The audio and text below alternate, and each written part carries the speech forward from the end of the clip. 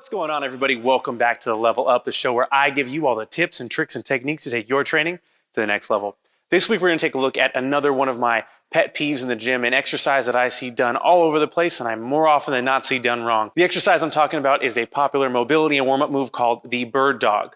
I see this done incorrectly all the time, and I'm here today to hopefully get it to stop. So if you watch this video and you continue to do it wrong, shame on you. And as always, if you like this video, please take a second to like, leave a comment, and share this video with any other fit pros you think might benefit from a little leveling up.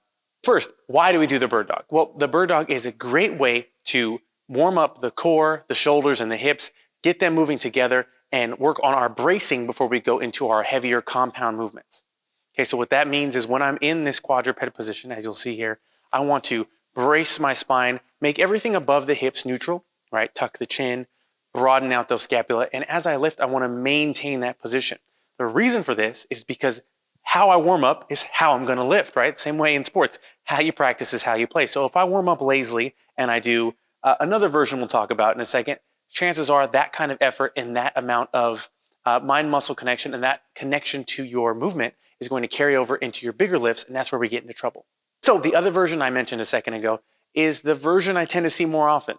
This version I don't love, and that's where people get into the quadruped position, as you'll see, with no direction of where their back needs to be, what kind of angles they want to maintain, what they're focusing on, or where anything needs to go. All they do is, okay, can I get my elbow to my knee and extend, right? And they'll do it over and over and over again.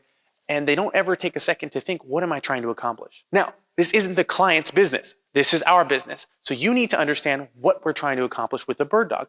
So if you're getting into a bird dog, know that the first thing you need to work on is A, bracing.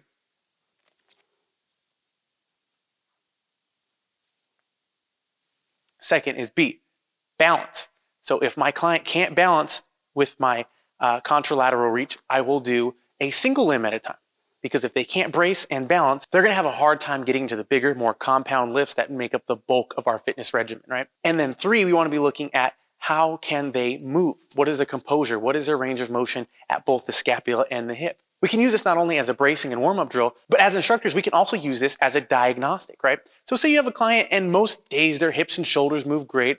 So today you have them come in and start with their bird dog. This is a great time to observe maybe their right shoulder isn't moving so great as they reach out. Maybe we will take out our overhead presses. Maybe we'll modify them. It's a great time to diagnose and check out what will and will not work before we get into the heavy work to help your clients make the most out of their training. All right, so that is it for this week's episode. It was a little shorter than normal. We got in and got out, got to the point. We covered the bird dog, why it works, how to utilize it, and how not to utilize it. I hope you learned something this week, and I hope you start doing this more my way and less the way we see more often than not at the gym. Your clients will thank you, and I know I'll thank you. If you like this video, do me a favor and leave a like and share this with any other fit pros you think could benefit from a little leveling up. Consider subscribing to our YouTube channel, and please follow us on Facebook and Instagram at KIPS Online. For the Level Up, I'm Coach Ron, and I'll see you next time.